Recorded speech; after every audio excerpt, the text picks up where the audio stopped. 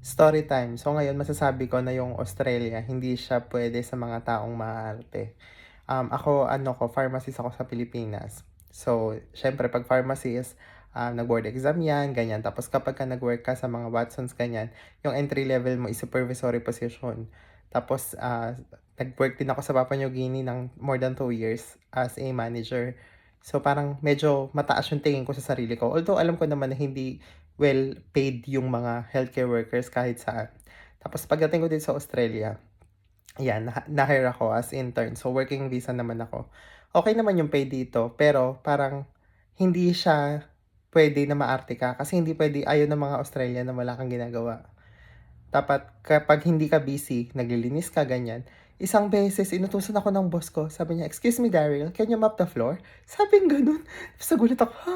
Pinagawa pala ng floor dito yung pharmacist." So yun, wala naman akong nagawa kasi siyempre nagtatrabaho lang din tayo dito sa Australia.